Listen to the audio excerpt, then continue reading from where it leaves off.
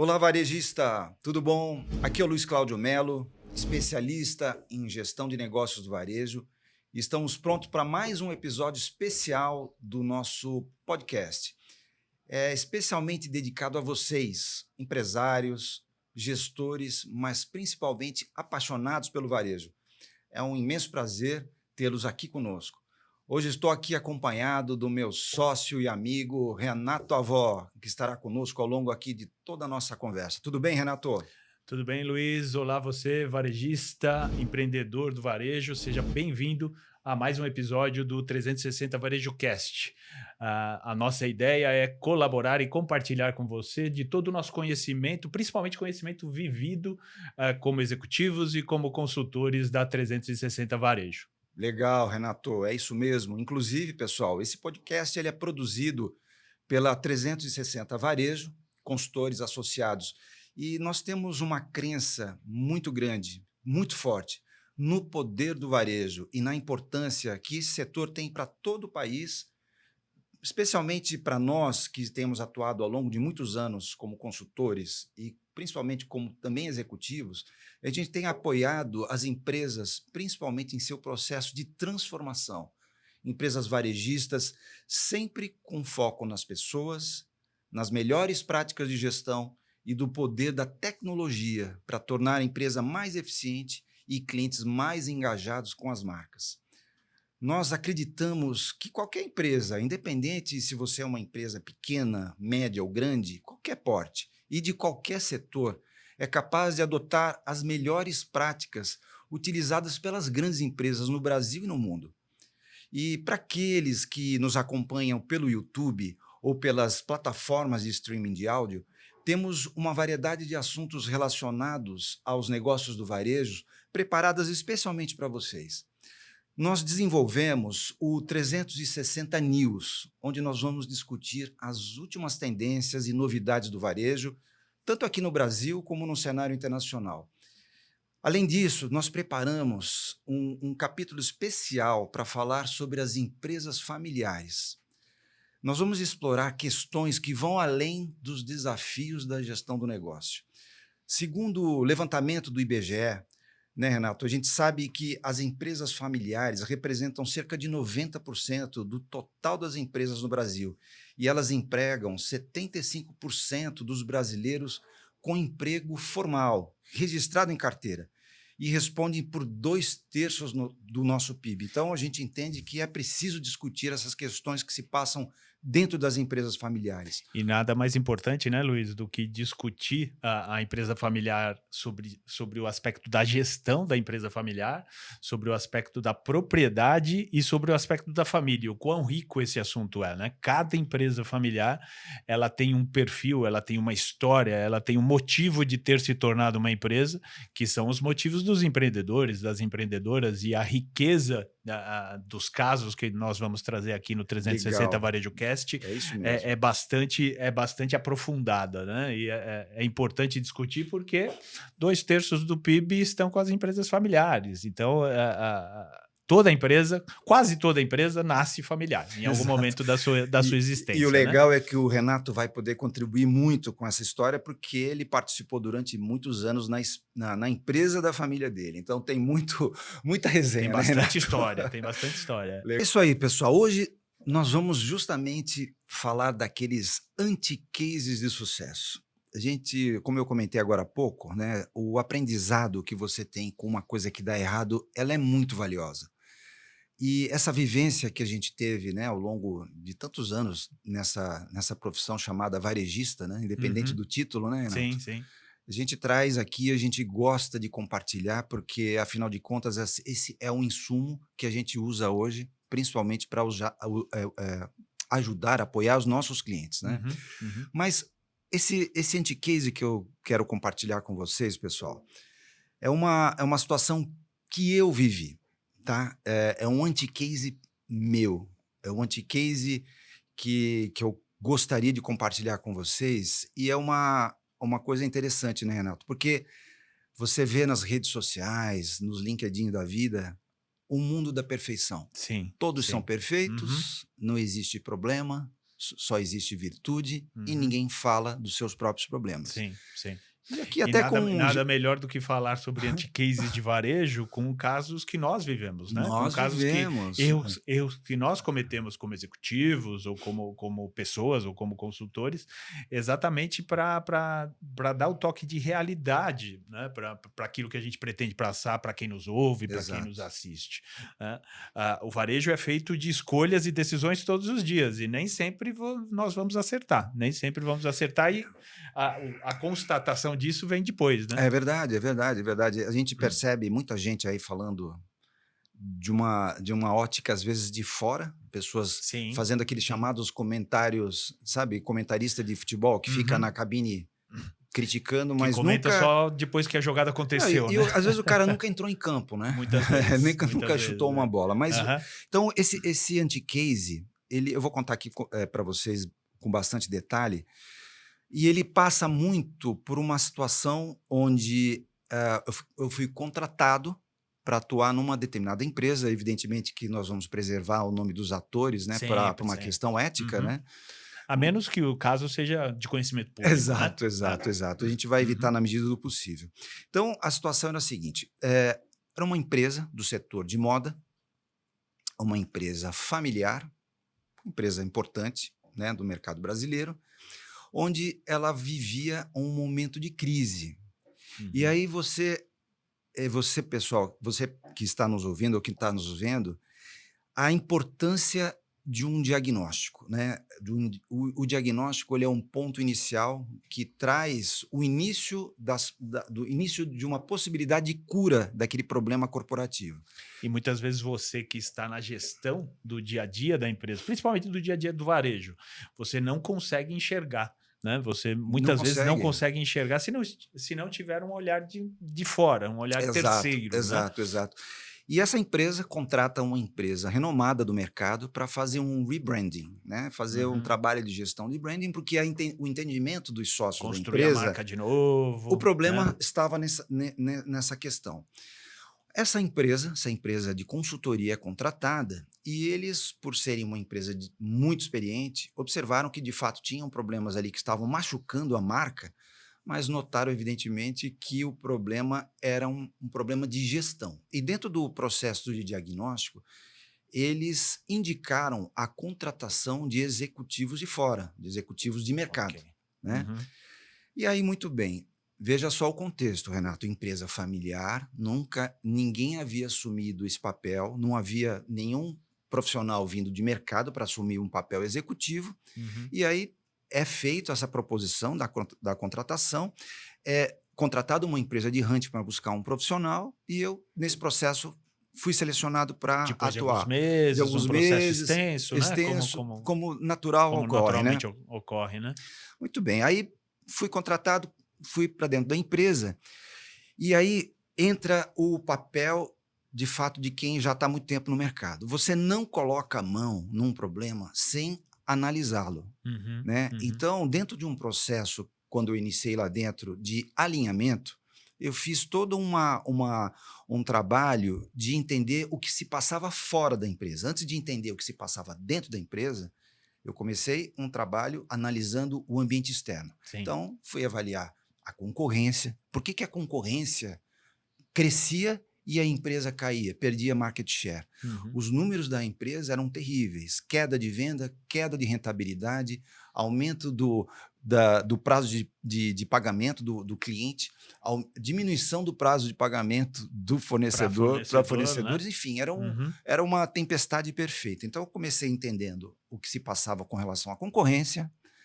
Foi feita uma série de rodadas de reuniões com fornecedores. Uhum. Fornecedores, via de regra, nos ensinam muito, porque eles têm Sim. uma visão panorâmica do que está Uhum. acontecendo, né? Muitas vezes é o fornecedor da cadeia de abastecimento do varejo que tem uma opinião formada sobre aquela determinada empresa. Nada melhor do que passar um tempo, por exemplo, na sala de espera de compras de qualquer empresa varejista. Exato. Você vai ter uma visão panorâmica, principalmente se você conseguir passar sem se identificar, né? Você vai ter uma visão panorâmica do que vários fornecedores daquela empresa entendem sobre aquela empresa. Poxa, essa empresa paga bem, paga direitinho, tá vendendo bem, tá vendendo menos, já comprou mais, já comprou menos. Você tem uma série de detalhes que você consegue no dia a dia, né? Na conversa, né? Coloquial Exato. O aqueles fornecedor que te fornecem, e né? o fornecedor que está fora, por exemplo, fornecedor que tem problema de fornecimento, que não está conseguindo vender nos planos que ele havia traçado, Uhum. com certeza é os caras que vão mais te falar. Aham, Então, é aham. evidente que você tem que ter um ouvido seletivo, mas você precisa ouvir os Sim, claro. fornecedores. Uhum, E o mais importante, ouvir o cliente. O que eu também tenho percebido é que às vezes existe uma obsessão pelo plano perfeito. O uhum, plano perfeito não existe. uhum. É A melhor. famosa bala de prata, Não né, existe Luiz? bala Não, de não tem, prata. né? Então, É. como eu percebi que fazer um investimento em grandes projetos ali internos seria dificilmente aprovado, eu procurei fazer o simples. Então, entender a concorrência, conversar com fornecedores, conversar com clientes em loja. Não contratei pesquisa de mercado, Uhum. não contratei nenhum tipo de focus group, fui conversar com clientes em loja. Nada melhor que o velho e bom chão de loja, Chão de né, Lu? loja, barriga no balcão. Uhum, Meu amigo, eu comecei a perceber que onde estava o problema com essas conversas. uhum. Foram muito ricas, muito ricas. Então, antes de ir para dentro da empresa, fiz toda essa análise externa, para que aí eu tivesse as condições de começar a avaliar o que se passava lá dentro.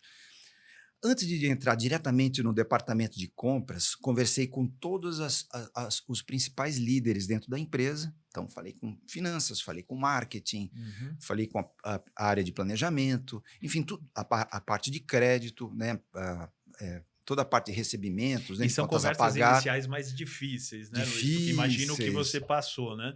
Como primeiro executivo de mercado fora da estrutura familiar que já vinha de anos e da cultura da empresa e Exatamente, etc, né? exato. Então, na realidade, eu imagino que quando você chegava para conversar com qualquer um dos profissionais, chegou o assunto, né? Chegou o Era o assunto. assunto da empresa, né? Exato, Então, exato. essas conversas iniciais demandam, né, a experiência do profissional, demandam o traquejo do profissional no relacionamento interpessoal mesmo, para não ser visto como uma ameaça. O mais natural é que as pessoas da empresa, daquela cultura, vejam quem vem de fora como uma ameaça Não tenha ao conforto dúvida, delas, né? não venha Certamente. dúvida. Aí, evidentemente, que você tem que ter muito trato, né, muita conversa, Uhum, uhum. tentar mostrar uma transparência, Muito né. profissionalismo, né? Exato, exato. Uhum, Mas nesse aspecto, eu acabei sendo bem recebido e as pessoas apontaram uma série de problemas que eles uhum. sofriam, né, porque o que se passa na área comercial, via de regra, quando você fala área comercial, área de compras principalmente, o que se faz ali vai respingar nas outras áreas. Vai Sim. respingar em loja, Uhum. vai respingar na área financeira da empresa de um modo geral, quando os resultados não vêm, e era o caso, a empresa estava com os números muito ruins, o ambiente dentro da empresa fica péssimo, Sim, né? sim. Então, ao fazer essa rodada, aí eu havia reunido as informações necessárias para ir para dentro da área de compras. Uhum. E aí que as coisas começaram a aparecer de uma forma muito transparente. Então, fiz um alinhamento com a área de compras, fiz, né, na ocasião, uma série de análises conjuntamente com eles, e, para minha sorte, houve um engajamento muito alto na maioria, mas nem de todos. Sim, sim. Uhum. Quando eu digo nem de todos, uma pequena parte que se sentiu ameaçada, ele ficaram bastante reticentes, com o pé atrás. Uhum. Porque era muito antigo de casa e na expectativa dessa pessoa, essa pessoa ela tinha na mente dela de que ela poderia assumir a posição de Que liderança você chegou para que eu assumir. cheguei para assumir. Então ali Uhum. havia uma rusga que foi criada internamente da empresa, não sei se havia sido É prometido que alguma coisa, provavelmente mediante promessas de antes de você chegar por não lá, né? cumpridas. Então Não ali havia uma cumpridas. situação. Uhum. E um outro profissional, que era aquele famoso, sabe o Rolando Lero?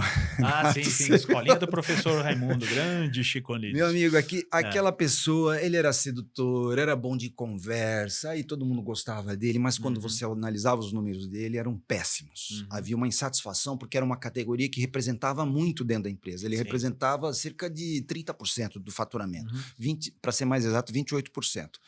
É o Então, comprador gente boa, né? Que gente todo mundo boa, gosta de conversar com ele. amigão da galera, enfim, ali. eu tinha muito claro quem ia ficar e quem tinha que sair. E aí, meus caros que estão nos vendo e nos ouvindo, foi aí onde eu vacilei. Uhum, Esse foi o meu uhum, grande erro, que eu uhum, não tenho nenhum problema de assumir aqui com vocês. Acho que faz parte esse aprendizado sobre tudo o que você vive lá dentro. Desses dois profissionais, um, à custa de muita adrenalina, muito convencimento, suor, né? convencimentos, eu consegui Uhum, o desligamento desse profissional a contragosto uhum, da presidência da empresa. uhum, O outro profissional, e aí é que reside a vacilada que eu dei, eu não agi com a razão, eu uhum. acabei agindo com a emoção. Acabei entendendo naquele momento que deveria dar uma Uma oportunidade. oportunidade. Aca- Normalmente é o que a gente acaba fazendo, né? A gente acaba confiando sempre no potencial das pessoas e no profissionalismo e nas entregas que elas já fizeram nas Sim, empresas, né? Quando nós, como profissionais, seja como executivos, seja como consultores, chegamos numa empresa, a nossa principal postura é a postura da escuta, né? A postura do ouvir as pessoas, entender as suas razões, entender a sua história dentro da empresa. exato. E eu imagino que esse teu trabalho inicial nesse varejista aí de moda era um trabalho de identificar mesmo e um trabalho de diagnosticar inicialmente todas as fraquezas e forças da empresa, né, para conseguir lidar com aquela realidade e conseguir propor mudanças, né? Porque, como nós falamos, não existe a bala de prata. Você não chegou na empresa já sabendo o que tinha que fazer. Você precisa conhecer a empresa primeiro, né? Exato, E existem exato. uma série de instrumentos, né, que nós podemos usar para diagnosticar e para tirar uma foto de uma empresa varejista, seja chegando nela como executivo, você que nos ouve, você que nos vê. Quando você entra numa empresa, você primeiro precisa reconhecer o território. Sim, Reconhecer o território, fazer o diagnóstico, etc., dentro daquela tua determinada área. E você entra numa área vital para qualquer varejista, que é a área da cadeia de abastecimento, a área de compras, né? exato, exato. Ah, E o problema, Renato, é que eu não ouvi a minha voz interior, sim, sim. entendeu? Eu Uhum, tinha algo que me dizia e eu não ouvi. uhum. É evidente que somente a experiência e o tempo Claro, vai claro. nos aperfeiçoando com Uhum, relação a isso. uhum, Mas muito bem, aí eu não tomei a decisão, acabei criando até inclusive um novo cargo para esse profissional, um cargo na parte de importação, inclusive uhum. foi muito rica para esse profissional, que teve a oportunidade de viajar para vários países, mas eu não tinha percebido o quanto essa pessoa estava machucada por dentro, por não Sim. ter sido ela escolhida para ser a liderança. Uhum, Muito uhum. bem, vamos deixar um pouquinho de Mesmo ela lado tendo sido escolhida por um cargo por importantíssimo, um né, que cargo você praticamente importante. implantou na empresa, né, Mas uma área. segurem aí, pessoal, daqui a pouquinho a gente avança. Eu queria comentar com vocês que estão nos ouvindo e nos vendo. Vou colocar aqui na tela o primeiro slide do que a gente fez, do que eu fiz junto com a minha equipe, com relação ao processo de diagnóstico. E é assim, veja que baseado muito no simples, baseado muito em ferramentas clássicas de administração, a gente percebe que existe uma obsessão pela tecnologia. É evidente que a gente entende isso, mas a gente é muito fundamentalista nesse aspecto. A gente, como consultoria, como depois desses anos todos, a gente utiliza e continua utilizando muito das ferramentas clássicas, Uhum. que, se implementadas, a gente consegue capturar o que está passando. Então, É o famoso básico bem o feito básico e bem bem feito. olhado vai surtir resultado, né, Com Luiz? certeza. Então, assim, as ferramentas clássicas, a fundamentação de que existem coisas consagradas que a gente pode utilizar, e naquela ocasião, o que foi feito?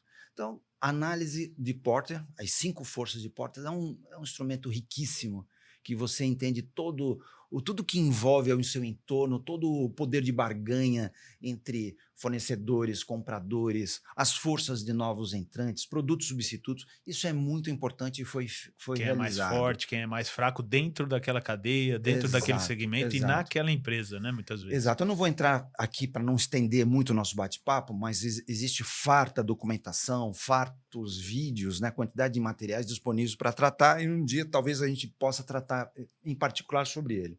Outra ferramenta clássica, a SWOT análise, é outra ferramenta fabulosa, fabulosa, porque você mapeia as suas fraquezas, você consegue mapear aquilo que você é bom.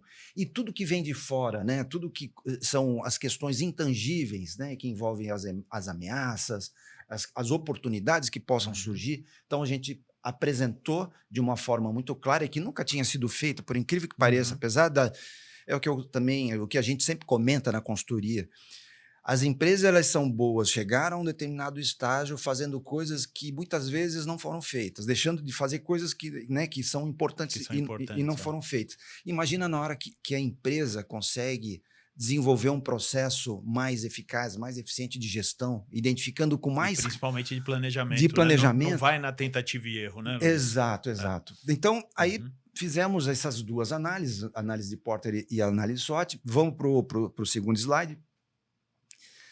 Uma outra coisa extremamente importante e eficaz é entender, dentro desse modelo de Canvas, você estressar a sua proposta de valor. A proposta de valor, ela envolve muito uma relação de troca com o seu cliente. Então, se o cliente vai comprar algo de você e nessa relação de troca ele dá o seu dinheiro para comprar algo, isso precisa estar muito bem, tem que estar muito claro esse benefício, muito claro essa proposta de valor. Então, foi feita toda uma análise que envolve, do lado, sob a ótica do cliente, as necessidades, desejos e os medos, da ótica de produto, a experiência, característica e benefícios. Então, tudo isso foi também desenvolvido como uma das ferramentas clássicas, né, dentro do processo de análise, e o outro, já entrando nos números da empresa, já entrando naquilo que o RP da empresa fornecia, entre os diversos relatórios que foram analisados, eu ressalto aqui um dos mais importantes, que é a curva ABC. Então, a gente percebe que, ao fazer essa série de análises, muitas ineficiências aparecem. A curva ABC, por exemplo, né, a gente vê, é muito comum a gente perceber isso nos nossos clientes atuais, né, Renato? Sim. Então, você vê produtos de alto giro com baixa quantidade em estoque, com programações insuficientes. E muitas vezes com ruptura, com né? Ruptura, com falta de produto na loja. Exatamente, que causam um dano tremendo para a marca. E, por outro lado, você vê volumes de mercadorias em grande quantidade alocados naqueles produtos que não vendem. Então, essa possibilidade de você enxergar, né, o que se passa dentro da empresa, ele te traz uma série de possibilidades de entender aonde que você tem que atuar. Então, isso tudo fez parte dessa análise, né, interna da empresa. E uma outra coisa que é importante, o executivo ou consultor, ele tem um tempo que ele tem que virar o jogo. Né? A gente costuma dizer que, via de regra, nos primeiros 90 dias é o período que a pessoa tem uma espécie de carta branca para fazer as mudanças. É onde ele conquista a confiança do time interno, ele consegue conquistar a confiança das redes de loja, ele consegue conquistar a confiança com fornecedores, mostrar um novo modelo de gestão, e essa soma de atributos é que vão te impulsionar para os resultados, né? Então, esse tempo de 60, 90 dias, né, Luiz? É o clássico tempo onde ainda não começaram a surgir as perguntas. Mas o que será que esse Luiz está fazendo aqui? Já chegou há 2, 3 meses, até agora não estou vendo nada, né? Exatamente. É exatamente esse período. É o período da contratação. E aí você que nos ouve e que nos assiste, nós gostamos muito de comparar o varejo, os negócios com a gestão de times esportivos, principalmente com o esporte coletivo. É verdade. Né? Então é o tempo da contratação de um novo reforço. Você contratou um novo reforço, colocou para jogar, aí depois de 5, 6 semanas, 60, 90 dias, você começa a ver que números que aquele jogador te trouxe, Exato. Né? Poxa, eu trouxe aqui o Messi do varejo, o Luiz está aqui, o Luiz é o Messi do varejo. O que ele fez até agora? Quantos gols ele fez? É igual técnico.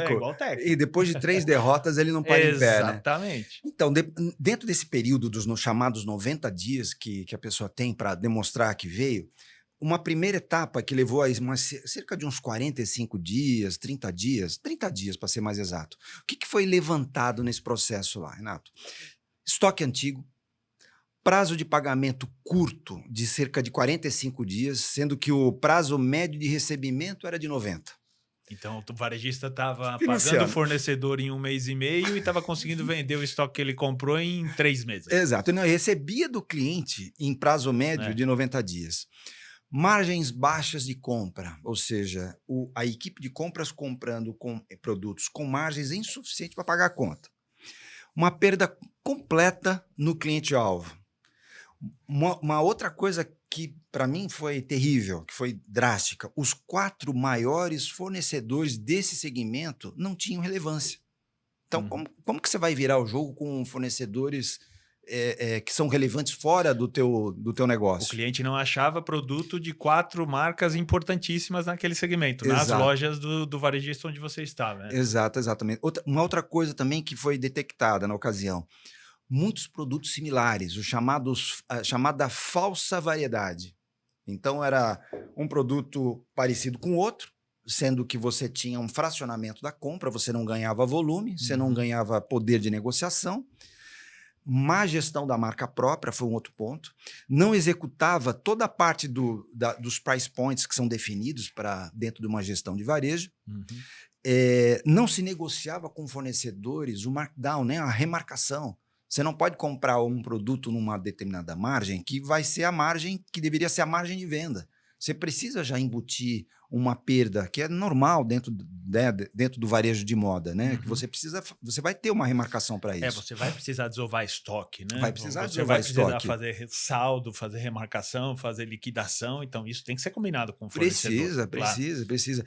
E um outro ponto importante, uma tolerância ao atraso. O fornecedor, além de tudo, além de vender com prazo de pagamento curto, ainda entregava atrasado. Então era um show de horror. Eu vou pedir para colocar aqui o slide 3, porque o que nós percebemos lá, o que eu percebi? A empresa tinha entrado no que nós batizamos do círculo vicioso do varejo. Então, nós temos um círculo, enquanto existe o círculo virtuoso, a empresa estava no círculo vicioso, Renato. Uhum. Ali é uma sequência que não termina nunca, uma sequência de ações equivocadas, que começa com um planejamento incorreto. Então, eu O tal da planejo areia mal, movediça, você né? não sai Você não dessa consegue areia, sair. não consegue sair dela, né? Então, a gente, né, dentro desse processo, planeja mal, aí você não compra, ou se compra, acaba comprando errado, porque não planejou direito. Uhum. Aí as vendas não são atingidas por razões que a gente não conhece. Sim. Na sequência, por falta do produto certo e novidades, o cliente se afasta. E varejo de moda, isso é muito forte, né, Luiz? Muito.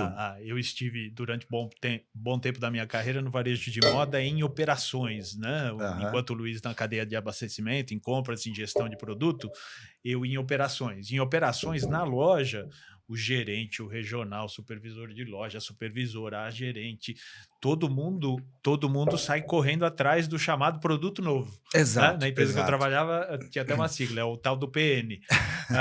Então, gerente fica desesperado por produto novo porque o varejo de moda é um varejo extremamente perecível, né? Apesar de não lidar com alimentos. Exato. Né? É extremamente perecível. Então, se você comprou errado, se você não tem o produto certo que o teu cliente vai à tua loja em busca da proposta de valor de você ter, por exemplo, aquela peça feminina, aquele sapato feminino da moda, último lançamento, etc. Se você não tem, a cliente não compra. Exato. Simples assim. Exato. Então quando você faz uma sequência de coisas erradas, uma sequência de coisas equivocadas, que começa com um planejamento ruim e depois, a partir disso, você sofre todas essas mazelas, então você tem o estoque errado, e aí, para preservar, como você não está vendendo, e aí você fica naquela, eu preciso preservar minha margem, compensar com margem, só que você não consegue compensar. Sim. O que você perde na primeira linha de receita, você não vai ser com margem que você recupera.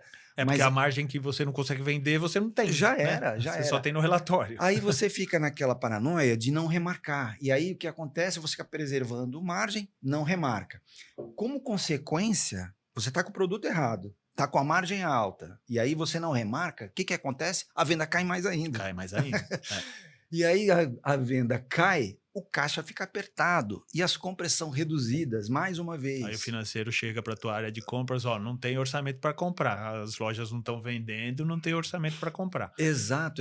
E aí o caixa fica apertado, e aí Com o caixa apertado, compra-se menos ainda. Uhum. Compro menos, me afasto dos fornecedores, perco oportunidades, perco competitividade e eu não consigo mais sair disso. Em operações a loja fica feia, Fica né? feia, Fica feia, horrível. desabastecida, com produto velho, só produto de promoção, etc. Né? E nós, brasileiros, nós, como consumidores, todos nós, aqueles que nos ouvem, aqueles que nos assistem, todos nós gostamos de uma loja bem abastecida, seja ela de qual segmento de varejo for. Exato. E no caso do varejo de moda, principalmente uma loja que combine um bom VM, um bom visual merchandising, uma loja bonita, com looks bonitos, etc. Se você não tem o produto certo, se você não tem novidade, o VM, a gerente da loja vai ter que se virar nos 30 para fazer aquela loja ficar menos pior. Né? E aí entra Exatamente. no círculo vicioso que você está apresentando, né, Luiz? Nessa areia Exato. movediça aí. E aí, o que é preciso ser feito? Não adianta você dar poucas gotas de Novalgina para um paciente que está com uma febre. Uhum, uhum. Se você não tiver uma precisão no seu diagnóstico, é possível que você tome as atitudes erradas. Então, foi feito uma série de análises e foram identificados, naquela ocasião, 50 mil unidades de produtos antigos. Uhum. Então, eram produtos que não giravam, eram produtos que estavam contaminando o resultado. Então, era necessário fazer uma ação para você eliminar esses 50 mil itens de produtos antigos, fazer um inventário, porque eu tinha sérias desconfianças que uma parte desses produtos que apareciam nos relatórios, eles simplesmente não existiam, porque eram feitos baixas de preço e não acontecia nada com aqueles produtos. E não acontecia a venda, né? Então, eu tinha uma certa desconfiança muito, muito forte de que determinados produtos não existiam. Então, feito essa análise, feito toda essa verificação de produtos que não giravam, então foi feita uma grande liquidação e, simultaneamente, um JBP, né? Um Joint Business Plan com fornecedores, onde consegui... Um plano conjunto. Um plano conjunto. A gente fez uma ação de entrada de produtos novos com prazo de pagamento longo. Então, isso deu um respiro para a loja ganhou fôlego, né? A loja ganhou uma nova coleção super amarrada. Então, você começou a financiar aquela liquidação com um produto com margem alta, que também foi negociado uma margem diferente. Então, esses processos começaram a trazer resultados para a empresa. E, Renato, interessante, aquilo que a gente estava comentando no começo. Ações simples e bem feitas e coordenadas, elas dão resultado. Sim. O que mata as empresas é um processo de inércia.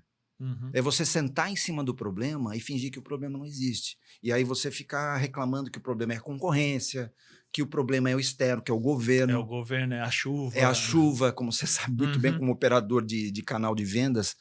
Então, quando você começa a mudar as coisas com ações, o clima da empresa começa a mudar. Você começa a bater meta, a margem começa a subir, e você, como executivo ou como consultor, a gente vive isso, a gente começa a ganhar confiança internamente para fazer as novas ações. E você começa a mudar esse círculo vicioso para um início de um círculo começa a virar virtuoso. O jogo, né? Começa a marcar virar alguns gols importantes, né? Para dar fôlego, né? Para sair dessa areia movediça aí. Exatamente. Então, os números começaram a mudar. Então, eu entrei na empresa em abril, a empresa estava num processo muito forte de declínio das vendas. Não batia a meta não quanto tempo? Não tinha batido meta, até abril não havia batido meta nenhuma e no ano anterior já tinha fechado no prejuízo.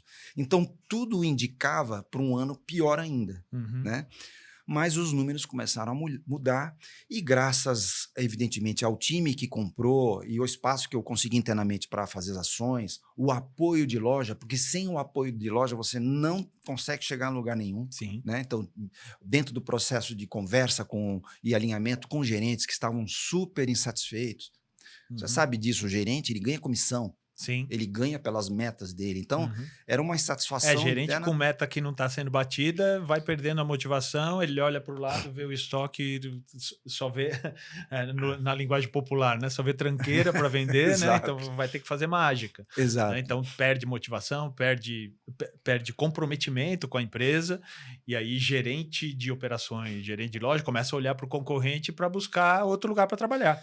Exato, exato. E é muito triste, né? Porque, afinal de contas, essas pessoas, elas têm, quando você tem um entendimento, você ali, enquanto gestor de negócio, que as suas ações impactam milhares de pessoas, Sim, milhares de famílias, de né, Luiz? famílias, você como comprador, inclusive nós temos um vídeo no nosso canal do YouTube que fala especificamente sobre o papel do comprador.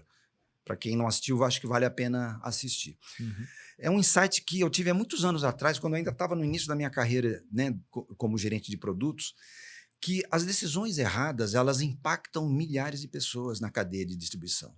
Não, elas vão impactar as lojas, Uhum. né? As lojas deixam de bater a sua meta, vão impactar clientes que não encontram seus produtos, vão impactar a indústria, porque quando você não compra, você está deixando de abastecer a cadeia de distribuição, Sim. matérias-primas, confecções, indústria de calçados, tinturarias, enfim, toda a cadeia é impactada. Então, você que está nos ouvindo, que tem um time de compras, ou você que é um operador de compras, que é um gestor de produto, gerente de produto, não importa o título, saiba que a sua missão, ela é muito importante. Então, essas questões que a gente traz aqui são coisas que a gente viveu.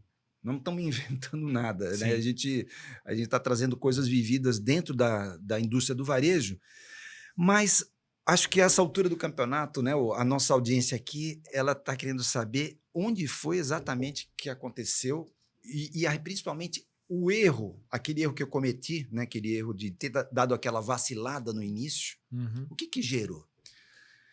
Muito bem, pessoal. Existe as melhores das boas intenções, existem planos que dão certo, mas se você tem sabotadores dentro do seu time, o risco da coisa não funcionar é alto. Altíssimo, E né? foi o que aconteceu.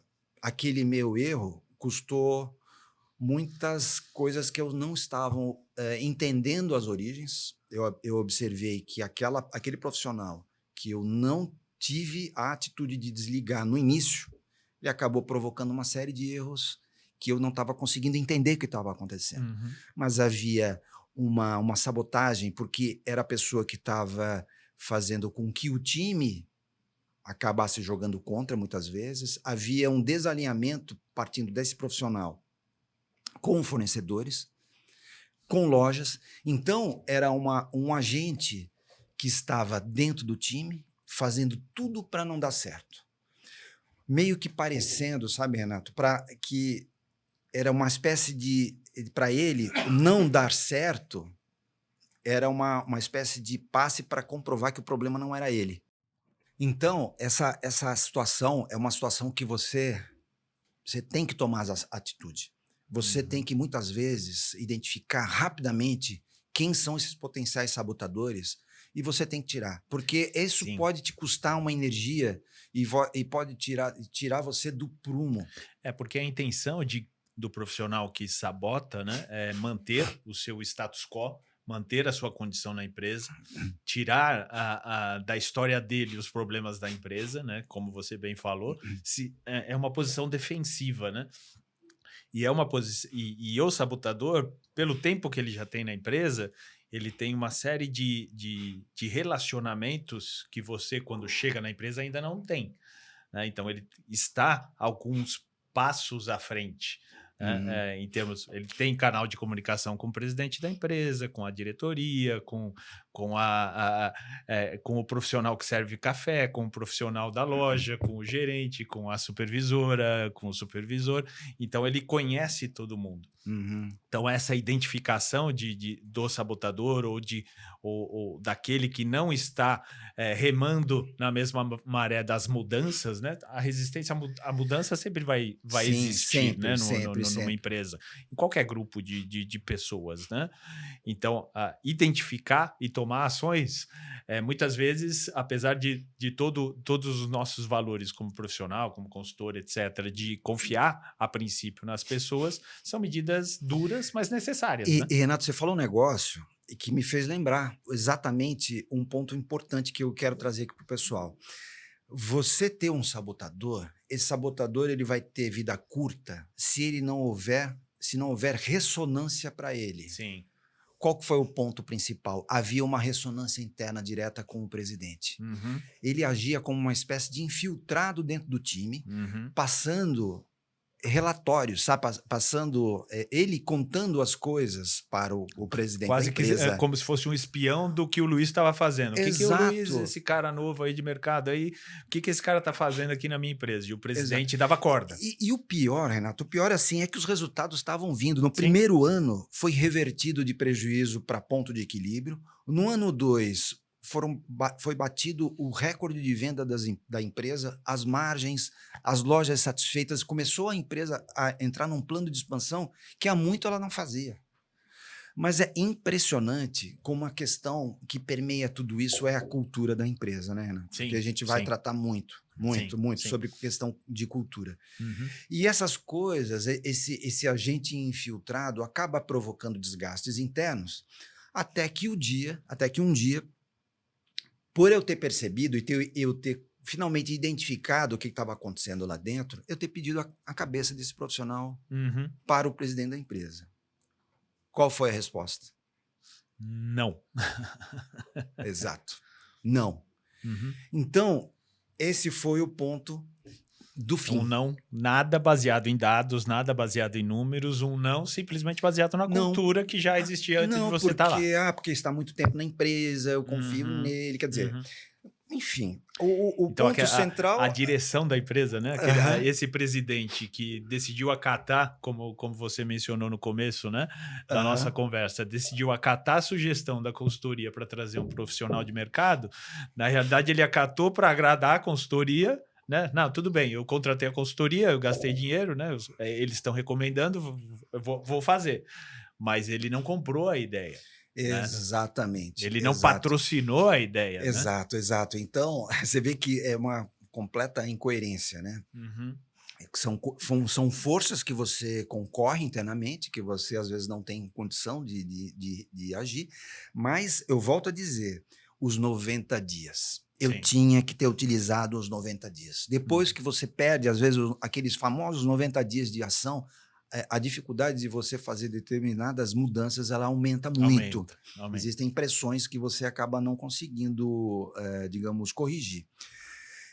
E aí foi realmente o início no fim.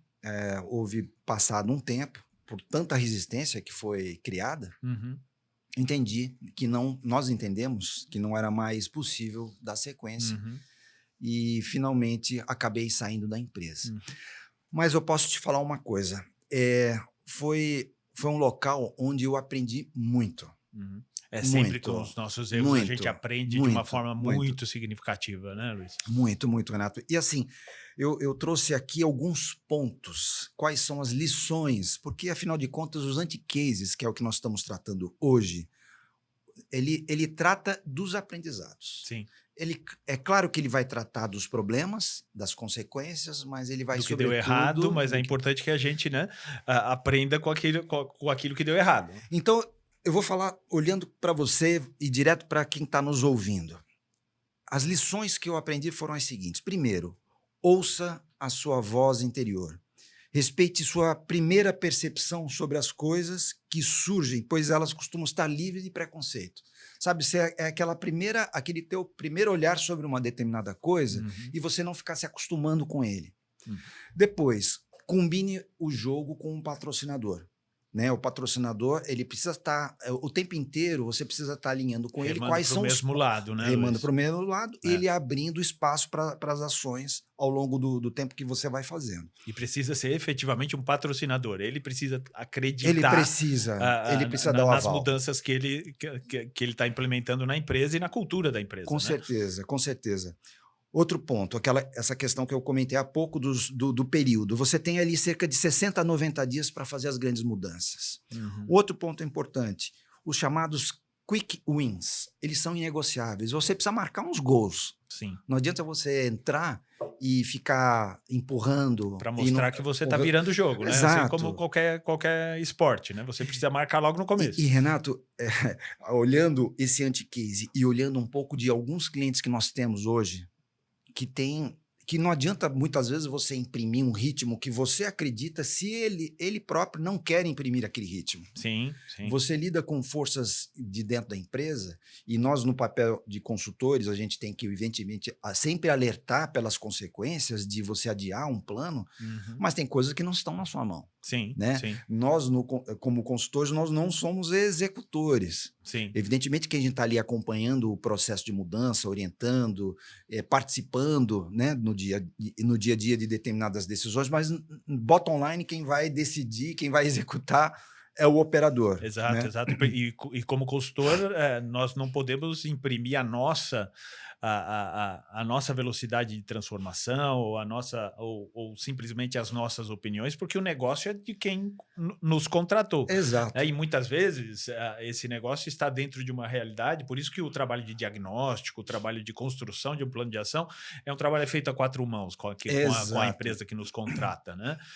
Porque muitas vezes nós podemos estar carregados das nossas experiências, da nossa vivência, muitas vezes de localização, né?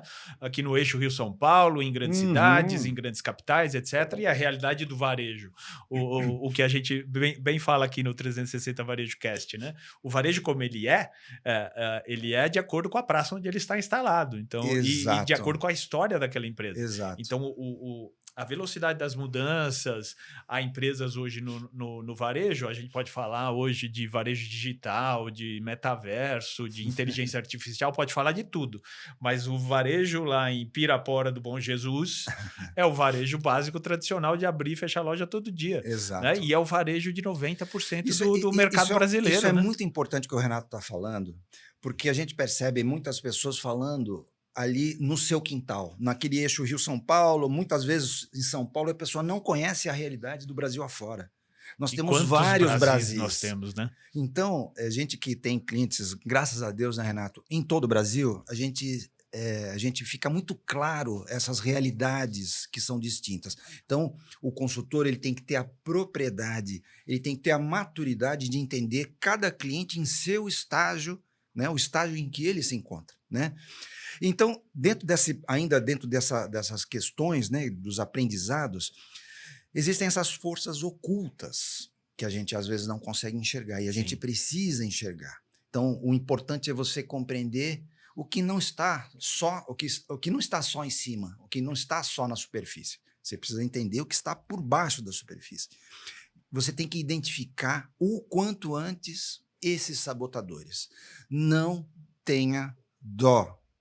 Você tem que tirar esses caras, você tem que eliminar essas pessoas. Evidentemente que tem que ser dada toda a oportunidade necessária, você precisa compreender, conversar, alinhar, mas a partir do momento que você identificar que alguém está jogando contra, não dá para você ficar carregando isso, porque, afinal de contas, você está ali para dar resultado, seja como executivo, seja como consultor. Né? Então, essas suscetibilidades, essas atitudes negativas, elas precisam ser identificadas o quanto antes. De cara, né? De cara, né? De cara. E assim, né, um ponto importante.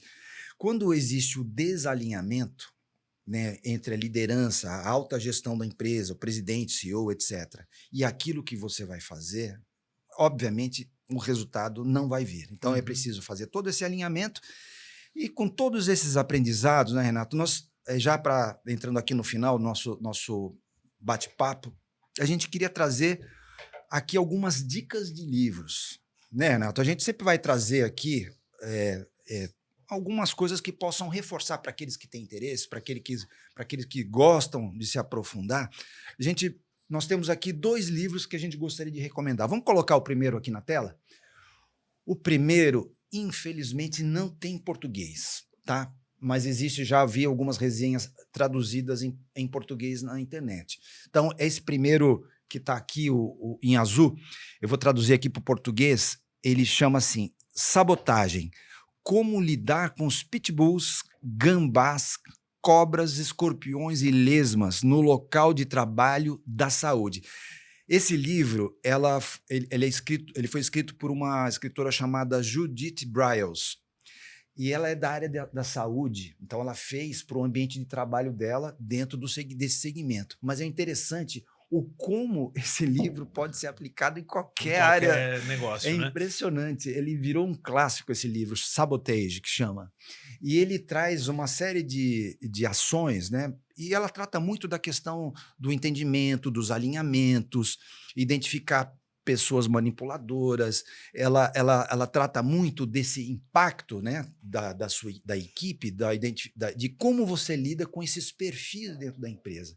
Às vezes a pessoa tem uma atitude negativa, mas é possível você revertê-la. Às vezes ela está ali machucada por uma coisa que não deu certo, que foi prometida, mas você consegue virar essa pessoa. Muitas vezes funciona como um sistema de defesa da pessoa dentro daquele ambiente corporativo, né? Exato. Muito legal esse livro, super recomendado. Esse aqui, segundo, Renato? Este segundo livro é de um autor americano chamado Daniel Shapiro.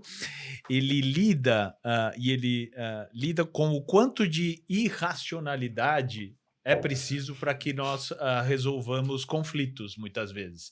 Não só a racionalidade, como bem o Luiz comentou no caso que o Luiz trouxe hoje, né, nesse anti-case, nem só a racionalidade, nem só os números respondem à realidade, muitas vezes, né? Então, Negociando o Inegociável é um livro que trata de vários casos que o autor traz, tanto no ambiente corporativo, quanto no ambiente do relacionamento entre nações, do relacionamento entre pessoas, etc. O quanto nós, quando estamos envolvidos dentro de um conflito, quanto nós acionamos mecanismos nossos, seres humanos, de defesa, mecanismos muitas vezes irracionais e que deixam de nos permitir ouvir ao outro, né? Então, para a resolução de conflitos complexos, que parecem impossíveis de resolver, a principal atitude que nós temos de ter, tanto no pessoal quanto no profissional, né, Luiz? É a capacidade de escuta. É a capacidade de primeiro escutar para depois tomar ações, para depois falar e sempre tentar se colocar no lugar do outro, né? Não é a empatia simples, a empatia do discurso florido, etc. É a empatia de efetivamente tentar encontrar uma solução com o outro, que não vai ser a solução que você quer, não vai ser a solução que o outro quer, vai ser um meio termo, né? Então, o autor participou de negociações internacionais, tratados de paz, etc. É um livro bastante rico e que nós recomendamos a leitura. Legal. Muito bom, Renato, muito legal. Pessoal, olha, esse vai ser o nível da discussão. A gente sempre vai trazer muita coisa interessante, discussões de quem vive o dia a dia do varejo. Nós sempre comentamos que tem esses os chamados comentaristas de gabinete, né? A pessoa fica ali apenas como um observador falando sobre determinados assuntos. A gente vai falar muito com essa visão da operação. A gente vai tratar de uma série de assuntos interessantes para vocês aqui e a gente faz questão de ouvi-los. A gente precisa muito do feedback de vocês. Se vocês curtiram, por favor, deem um like, compartilhem esse material, assistam o nosso canal no YouTube, visitem o nosso site www.360varejo.com.br, nos acionem, nos cutuquem, tragam suas pautas para a gente discutir aqui, que vai ser um prazer imenso, não é, Renato? Certamente, Luiz, certamente. Contamos com você aí como um colaborador do nosso 360 Varejo Cast.